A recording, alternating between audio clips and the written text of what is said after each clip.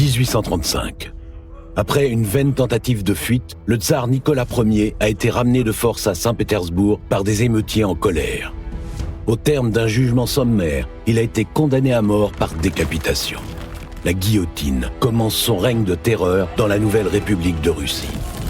Au siècle précédent, alors qu'il faisait face aux innombrables attaques de la censure, Diderot, maître d'œuvre de l'encyclopédie, a fui la France pour la Russie. Devenu proche conseiller de l'impératrice Catherine II, il a contribué au rayonnement des idées des Lumières, entraînant avec lui de nombreux philosophes. Ces idées nouvelles ont attisé la colère d'un peuple russe en proie à une profonde misère. Aujourd'hui, la Révolution a submergé l'Empire. Mais tout ceci n'est jamais arrivé. En 1762, un petit grain de sable va permettre l'achèvement de l'encyclopédie en France, œuvre monumentale du siècle des Lumières. Notre histoire n'est qu'une suite d'événements incroyables. Chacun de nous peut en changer le cours. La plus infime de nos décisions peut influencer l'avenir de l'humanité. Et connaître le passé, c'est anticiper l'avenir. Vous écoutez L'effet papillon quand l'histoire bascule, encyclopédie, osez savoir. 1746, France. Le pouvoir royal accorde son autorisation pour un grand projet, l'édition d'un dictionnaire universel des arts et des sciences. 1762, l'impératrice Catherine II propose au philosophe Denis Diderot de terminer l'encyclopédie en Russie à l'abri de la censure. 1772, après 26 ans d'un travail titanesque, cette formidable aventure éditoriale est enfin terminée. Ces trois événements, intimement liés, sont des moments clés du siècle des Lumières et ont rythmé la grande aventure encyclopédique. Aristote, Galien et Pline l'Ancien. En Occident, durant des siècles, ces trois savants antiques sont perçus comme le socle de la connaissance. La société médiévale valorise le savoir-faire et l'expérimentation, mais les savants se contentent bien souvent de concilier le savoir gréco-latin avec la théologie chrétienne. Or, à partir du XVIe siècle, émerge une nouvelle façon de penser le monde. En 1543 notamment, après avoir prudemment attendu les dernières heures de sa vie, l'astronome et mathématicien Copernic publie De Revolutionibus Orbium Celestium. Contrairement à ce qu'avait énoncé Aristote, le savant déclare que la Terre n'est pas un astre immobile au centre de l'univers, mais qu'elle tourne autour du Soleil. C'est une révolution.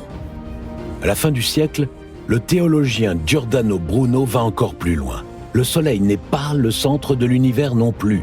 Ce n'est qu'une étoile parmi tant d'autres dans l'univers. Condamné pour hérésie, torturé, Bruno est sommé de renier ses convictions sous peine de mort. Il n'en fera rien.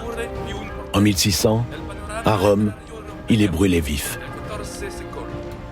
33 ans plus tard, l'Église s'attaque à un autre savant. Devant sa toute-puissance, Galilée est contraint de renoncer à sa thèse sur les mouvements des corps célestes. À la fin du siècle, l'Anglais Isaac Newton formule la loi de la gravitation universelle à la base de la physique moderne. Dans ses calculs, pas d'emprunt à Aristote ou à la Bible, mais une place de choix réservée aux mathématiques et à l'expérimentation. Le monde scientifique est en pleine ébullition. Le philosophe Descartes met au point une méthode de raisonnement, excluant de facto les croyances et les superstitions. Place à l'esprit cartésien, à la critique et à la logique. L'heure est à la polémique et à l'échange. Au XVIIIe siècle, le royaume de France est au cœur de cet essor intellectuel. La raison doit l'emporter sur tout ce qui peut altérer le jugement. L'autonomie de l'individu est primordiale. Face à l'obscurantisme et à l'ignorance, ces philosophes deviennent des phares dans la nuit, des lanternes de la connaissance émergeant des abîmes. C'est le siècle des Lumières. Mais, comme Giordano Bruno ou Galilée avant eux, les philosophes des Lumières vont se heurter de plein fouet à la censure du pouvoir et de l'Église. La quasi-totalité d'entre eux va connaître, à un moment ou à un autre, l'exil, la prison ou la mise à l'index. Très vite, leur devise devient Sapere aude, ose savoir. Bienvenue dans la mémoire de l'humanité. Tous les événements de notre histoire, aussi infimes soient-ils, ils sont mémorisés et interconnectés. Il suffit d'en changer un pour bouleverser tous les autres. Ici, nous pouvons contrôler le temps, analyser et comparer des milliards d'événements pour réécrire l'histoire à l'infini. La censure est une limitation arbitraire de la liberté d'expression des individus. Au XVIIIe siècle, en France, c'est la responsabilité des censeurs royaux. Rares sont les philosophes des Lumières à y avoir échappé. Montesquieu, Voltaire, Diderot, Rousseau, Helvétius et bien d'autres. En 1789, lors de la Révolution française, l'Assemblée nationale adopte la Déclaration des droits de l'homme et du citoyen. Les articles 10 et 11 affirment très clairement que nul ne doit être inquiété pour ses opinions, même religieuses, pourvu que leurs manifestations ne troublent pas l'ordre établi par la loi et que tout citoyen peut parler et écrire librement. Théoriquement, un Français est donc libre de s'exprimer. Toutefois, la France n'est aujourd'hui qu'au 33e rang mondial pour la liberté de la presse. Reprenons. 1745, Paris. Le savant allemand Gottfried Celius est en ville. Il doit rencontrer un certain Le Breton, éditeur, pour lui présenter un projet, la traduction en français de la Cyclopédia, un dictionnaire universel en langue anglaise. Le mot encyclopédie vient du grec et signifie « ensemble des savoirs pour une éducation complète ». À la différence d'un dictionnaire qui définit les mots d'une langue, une encyclopédie explique les choses de façon universelle. Elle compile et synthétise l'ensemble des connaissances pour les rendre accessibles à tous. Une encyclopédie est donc nécessairement un ouvrage conséquent et volumineux. Et à cette époque, aucun ouvrage de cette portée n'a encore été publié. Le projet initial de traduction tourne court, mais pour Le Breton, l'idée est lancée. L'édition d'un grand dictionnaire universel des arts et des sciences, en fait, une véritable encyclopédie. Il obtient un privilège royal de 20 ans, c'est-à-dire l'autorisation exclusive d'imprimer et de vendre cet ouvrage, une concession éditoriale. La direction rédactionnelle est confiée à l'abbé de Goy de Malves, mathématicien, membre de l'Académie royale des sciences et professeur au Collège de France. Le savant s'entoure aussitôt de collaborateurs. Parmi eux, Jean Leron d'Alembert, lui aussi membre de l'Académie royale des sciences, et Denis Diderot, un traducteur. Mais très vite, l'abbé quitte le projet. Diderot et d'Alembert se voient alors confier la lourde tâche de reprendre la direction de l'entreprise. Et si, à l'origine, les intentions des éditeurs étaient relativement modestes, celles des deux nouveaux directeurs le sont beaucoup moins. Car Diderot et d'Alembert incarnent parfaitement l'esprit des Lumières. Leur mot d'ordre, ne rien admettre sans preuve et inciter à la réflexion.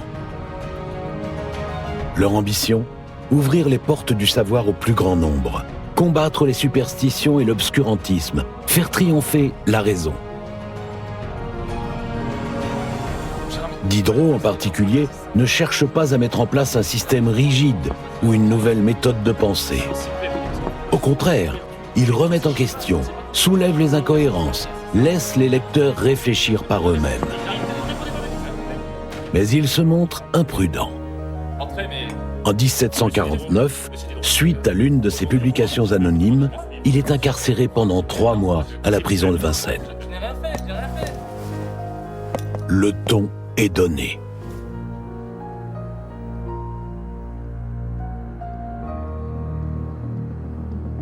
Financer un projet. Le monde de l'édition du XVIIIe siècle est très différent de celui d'aujourd'hui. Malgré les progrès de l'imprimerie, le procédé de fabrication reste fastidieux. Le papier lui-même est une matière première très onéreuse et de qualité variable. Pour arriver à financer un projet aussi ambitieux, les encyclopédistes recourent donc au système des souscriptions. Une souscription est un préachat. Le futur client accepte de payer une avance pour permettre à l'ouvrage d'être édité et obtient un exemplaire une fois la fabrication terminée. Cela représente un risque. Il ne peut être certain ni des délais de livraison, ni de la qualité finale. Pour convaincre les souscripteurs, Diderot rédige alors un texte accompagné d'une image représentant schématiquement la structure de l'encyclopédie sous la forme d'un arbre de la connaissance.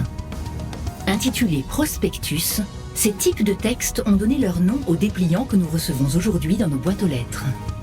Ce système de souscription ressemble beaucoup au financement participatif ou crowdfunding que nous connaissons aujourd'hui. Un moyen pour chacun d'entre nous de financer la culture qui nous plaît. 1751. 5 ans après le lancement du projet encyclopédique, le premier volume sort des ateliers de Le Breton. En préface, un texte de d'Alembert expose les ambitions des auteurs. Un véritable manifeste des Lumières.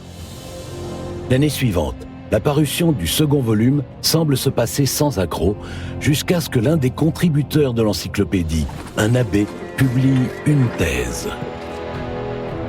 Y figurent notamment des explications rationnelles aux guérisons miraculeuses de Jésus-Christ. C'est un scandale, un blasphème.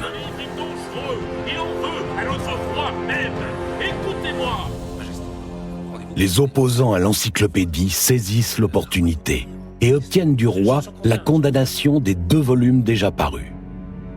Interdiction est faite à quiconque d'en vendre, d'en acheter ou même simplement d'en détenir des exemplaires. Les encyclopédistes en viennent à craindre que leur projet ne soit récupéré par l'Église et confié aux jésuites. C'est dans ces heures sombres qu'intervient un allié aussi puissant qu'inattendu, Guillaume de Malesherbes, directeur de la censure.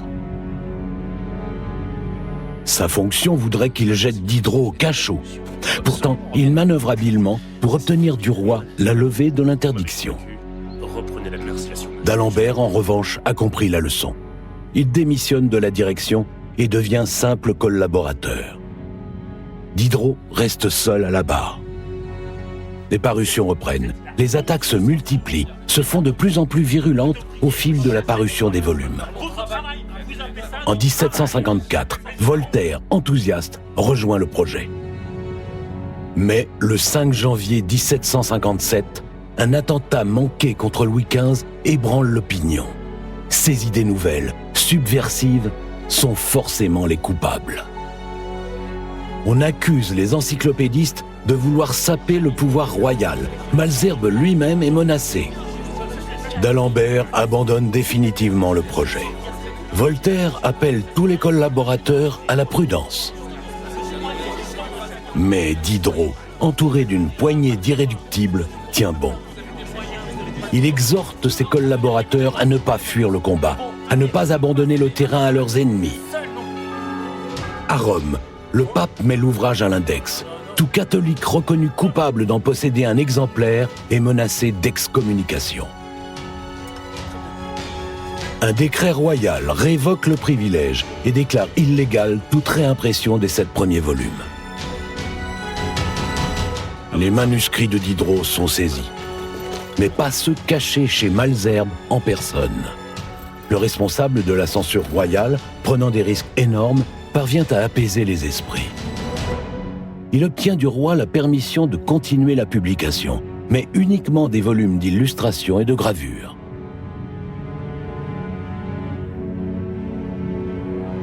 Commence alors la période clandestine de l'encyclopédie. Avec la complicité passive de la police, les volumes de textes restants sont rédigés et imprimés en secret dans les ateliers de Le Breton. Pour Diderot, cette période est très difficile. Pendant des années, endurant menaces et insultes, il se tue à la tâche en silence. C'est alors qu'en 1762, l'impératrice Catherine II lui propose de terminer l'encyclopédie à Riga, dans l'Empire russe, loin de la censure. Nous venons d'arriver à un point de divergence. Un point de divergence est un événement clé, un carrefour dans notre histoire où notre monde peut basculer d'un côté ou de l'autre. L'impact des livres sur nos sociétés est très difficile à mesurer. À quoi ressemblerait notre monde sans la Bible, la Torah ou le Coran, ou si les ouvrages de Karl Marx ou de Darwin n'avaient jamais été publiés? Que se serait-il passé si, soumis à la pression de la censure, Diderot avait accepté l'offre de l'impératrice Catherine II? On peut considérer qu'en France, le cours de l'histoire aurait été sensiblement le même. La Révolution française aurait tout de même eu lieu. Mais pour la Russie du XVIIIe siècle, il en aurait été autrement. Catherine II était très réceptive aux idées des Lumières et entretenait une correspondance intense avec Diderot. L'encyclopédie aurait attiré de nombreux penseurs, philosophes et esprits éclairés. La Russie aurait peut-être suivi une trajectoire similaire à la France. Porté par des idées nouvelles de liberté, inspiré par l'exemple français, le peuple russe, asservi et misérable, se serait révolté à son tour jusqu'à renverser le pouvoir et instituer une république de Russie. On peut dès lors imaginer une période de trouble allant jusqu'à l'exécution publique du dernier tsar de Russie. Une guillotine devant le palais d'hiver. 1765. Les 10 derniers volumes de textes, imprimés secrètement sans privilège royal, sont publiés en une seule fois et sous une fausse adresse.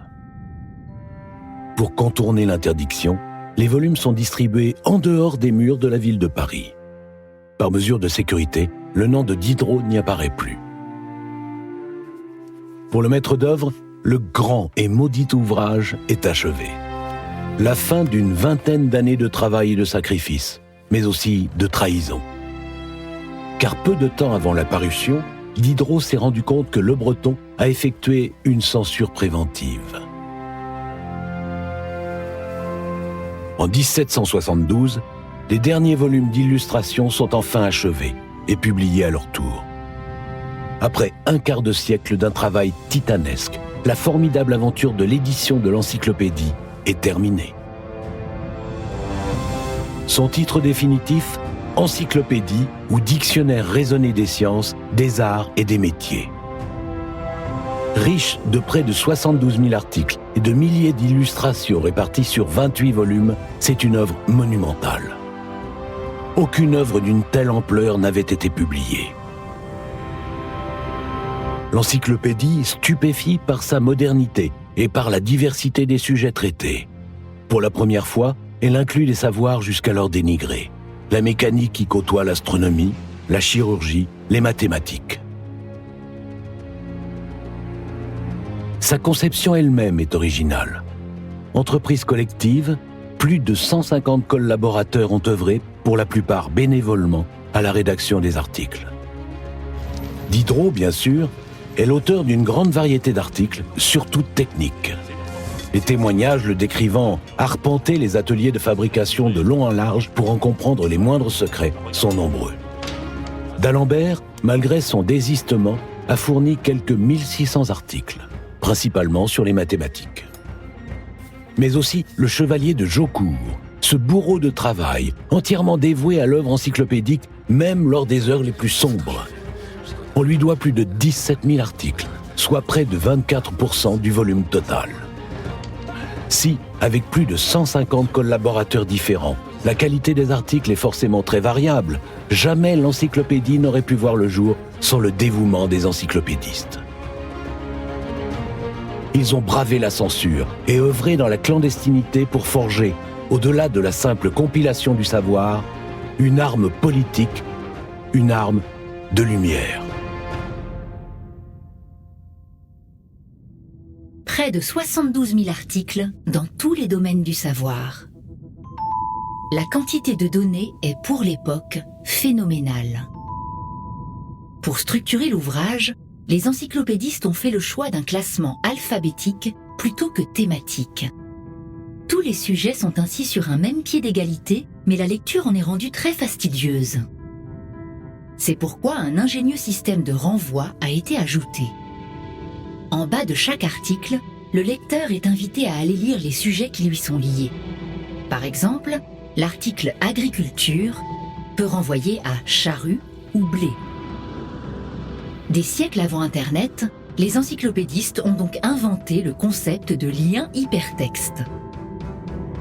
En plus de l'aide à la consultation, ce système permet aux auteurs de contourner la censure. Pris isolément, les articles sont souvent assez neutres, mais reliés ensemble, ils peuvent devenir porteurs d'un message parfois subversif. C'est le cas de l'article Noblesse, relié à Fortune et Naissance, ou de l'article Prêtre, relié à Culte, lui-même lié à Idolâtrie. La cascade de renvois donne aux encyclopédistes la liberté que leur refuse la censure. Pour les éditeurs, les profits ont été à la mesure des risques encourus. Colossaux. Sans contexte, l'encyclopédie fut la plus grande entreprise éditoriale de son temps. Et ce n'est que le début, car cette première édition dite de Paris va en entraîner beaucoup d'autres. Entre compléments, rééditions, réorganisation et traduction, cette descendance sera très prolifique et très lucrative. À la Révolution française, on estime que plus de 25 000 exemplaires des différentes versions sont en circulation en Europe occidentale.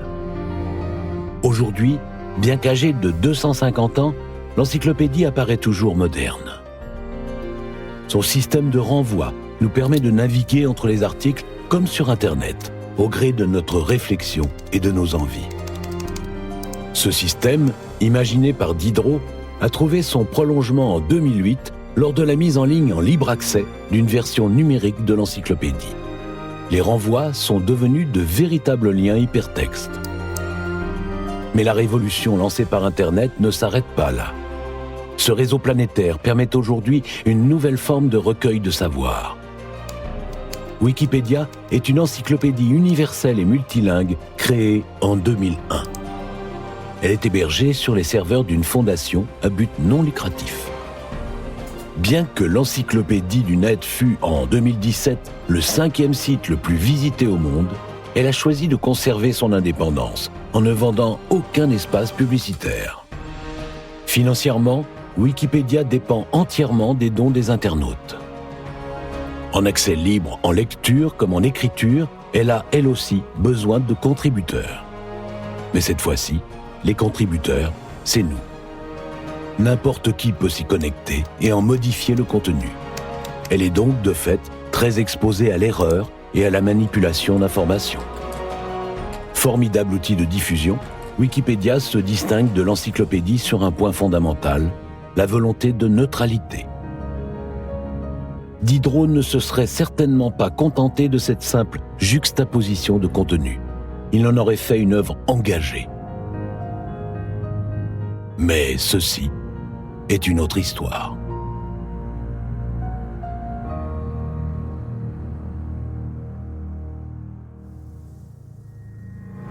Un livre peut-il changer la face du monde ? Diderot était convaincu qu'avec le temps, cet ouvrage produirait une révolution des esprits. Le mot d'ordre des encyclopédistes, inciter le lecteur à penser par lui-même pour qu'il se libère du joug de la superstition, du fanatisme, de l'intolérance et, de manière générale, de tout argument d'autorité. Mais bien que le texte simple et clair fût compréhensible par tous, l'encyclopédie restait un ouvrage onéreux, abordable aux seules classes aisées. Impossible aujourd'hui de mesurer son impact sur le monde. Internet est-il la continuité du projet encyclopédique ? Dans un sens, oui.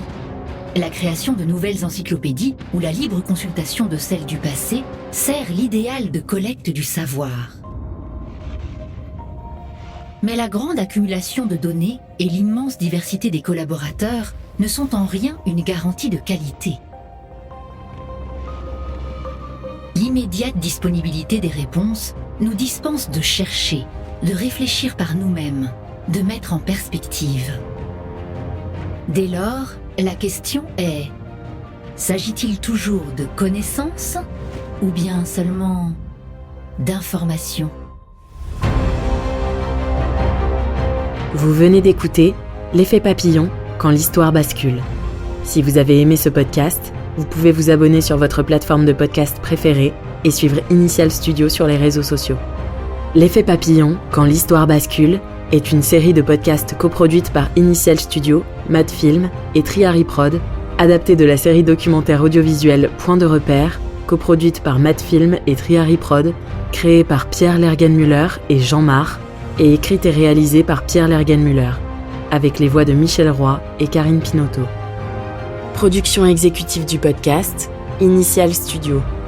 Production éditoriale, Sarah Koskiewicz et Mandy Lebourg. Montage, Camille Legras, avec la voix d'Alix Martineau.